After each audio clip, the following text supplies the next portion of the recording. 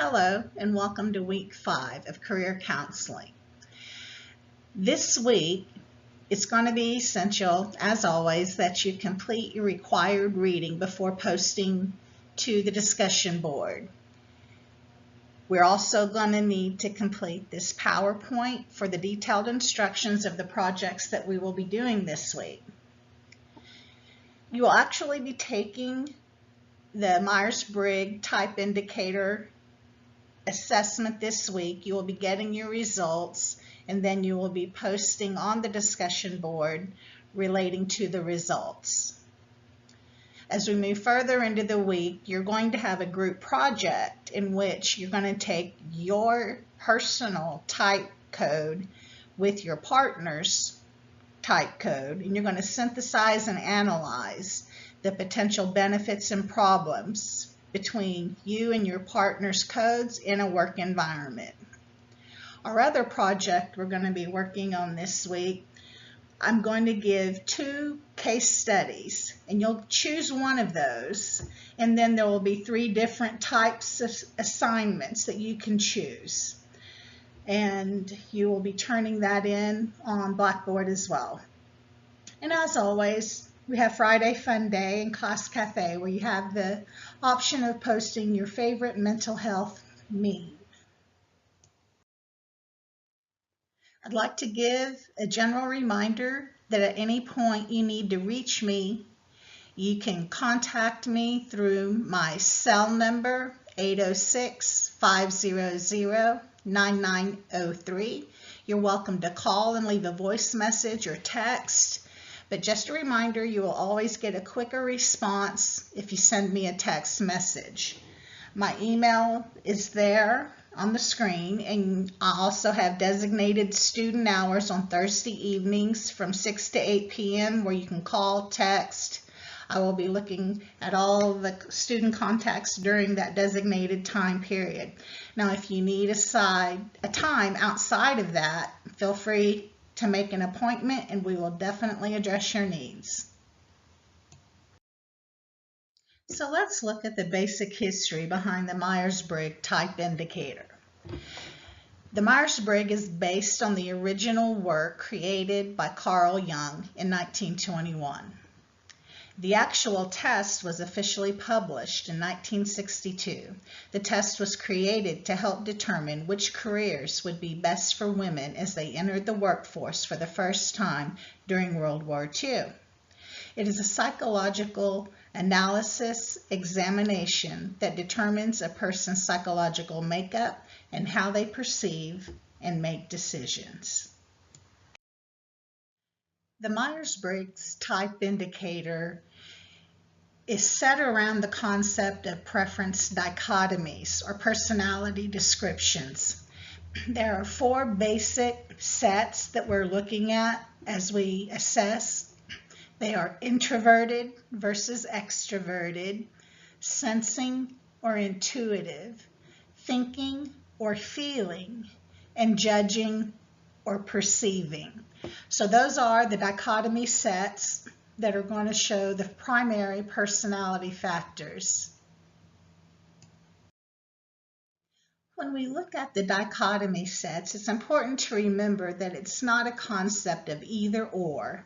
It's just generally a person will have a preference for one or the other.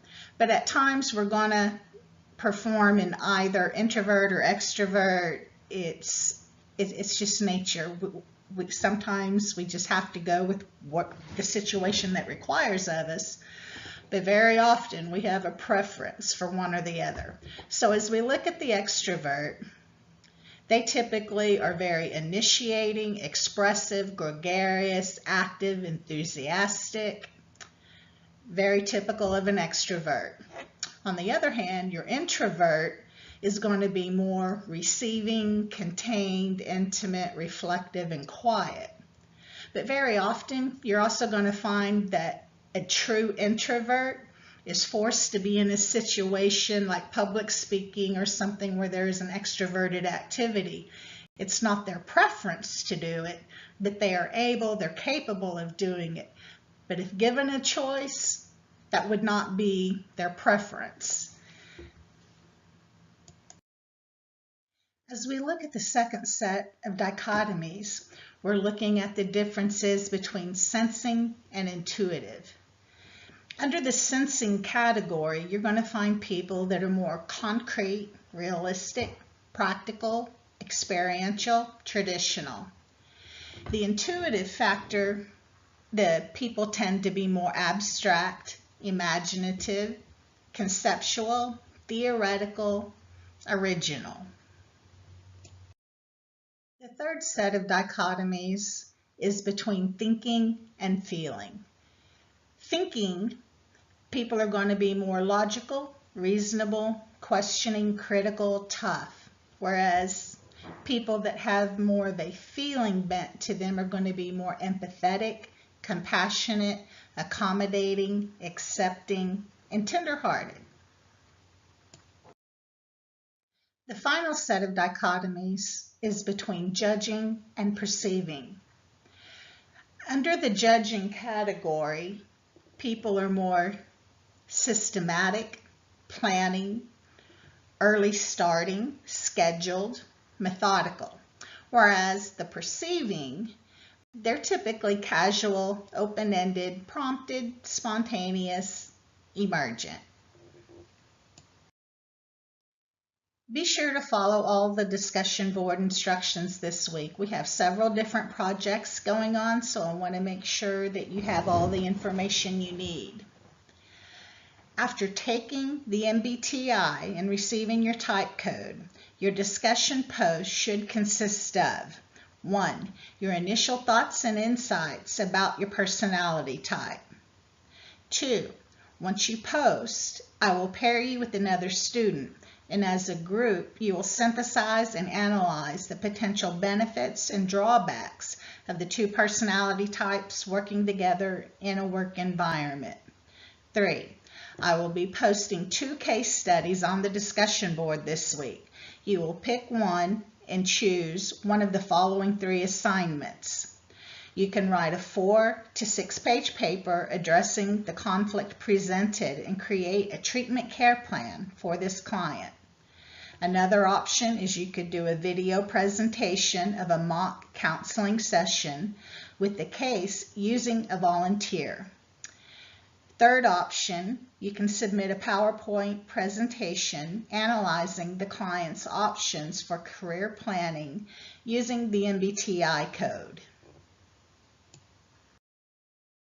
I can't stress enough how important it's going to be once you reach this point of your assignments this week to have read your required reading.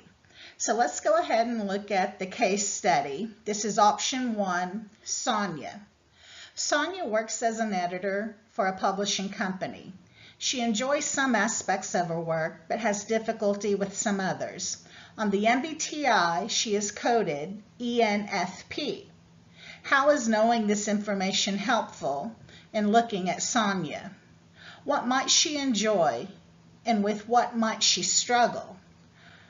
Are there ways to modify her work to play to her strengths and preferences? Case study option 2, Ted and Marcia. Ted and Marcia have been married for 2 years when they decide to take advantage of a career counseling service in their area. Both take the MBTI. Ted receives a code of INFJ. Marcia receives the code ENTP.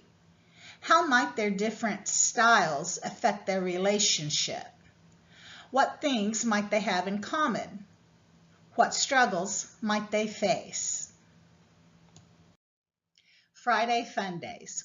All right, so this is an optional activity, but it's fun. Who doesn't enjoy some fun?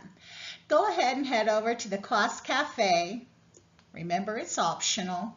And post your favorite mental health memes. All of us can enjoy the laugh. As we look at my teaching philosophy and methods for this week, the methods of instruction for class this week will include online class discussions. And please be sure to read the detailed instructions in the PowerPoint presentation. We will be using 2 case studies. We will be doing an application project assignment based on those case studies, and you will have a choice of 1 or 3 options of how to present your project. You will have reading assignments from academic journals. That's essential in our flipped classroom organization style. It's important to have those read before you actually show up and participate in the discussion board. And we will also be doing the actual career development assessment of the Myers-Briggs Type Indicator. I would like to explain a little of how I integrate my teaching method and theory. My general teaching theory is from a constructivism base and experiential learning, primarily Kolb's experiential learning theory. An example of how I'm applying this in this particular class, in our online discussions, as part of a flipped class concept, assigned readings must be completed before students post to the discussion board. The student is adding to their knowledge base in the time before we meet as a class in the discussion board. The prior reading is essential to the student's success in the discussion board and participation in the projects. The class is heavily based on experiential activities that often will require group work. The activities are relevant and have immediate application to the professional life and work of the student. I have also integrated my teaching theory and methods into the case studies that were woven into this week's assignments. This experiential activity with the case studies will offer students choices in their assignments that will allow them to pick the project most appropriate to their own learning style. This promotes student self-directedness. In the form of the career development assessments, this professional career counseling assessment is the same that would be administered to clients. This experience will allow the students to know how the test is administered and see how the results relate to their own personal experiences related to work. This multi-part assignment aligns well with the constructivist teaching philosophy. First, the assignment is given. The students must then process the results and then compare them with the student that they are partnered with to see how the integration of different personality styles can have benefits and drawbacks in the employment setting. As students recognize the pros and cons, they can then see how to adjust to diversity of personality types in a vocational setting. This understanding will allow them to apply that knowledge to the assigned projects of either creating a treatment care plan, a mock counseling session, or submitting a PowerPoint presentation analyzing the client's options for career planning using their MBTI code. William Butler Yeats said it best, "Education is not the filling of a pail, but the lighting of a fire." That really does sum up my philosophy of teaching.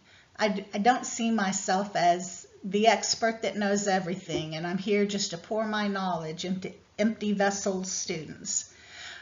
That doesn't work for me. I really do see students as bringing something to the table. They're already professionals at this stage.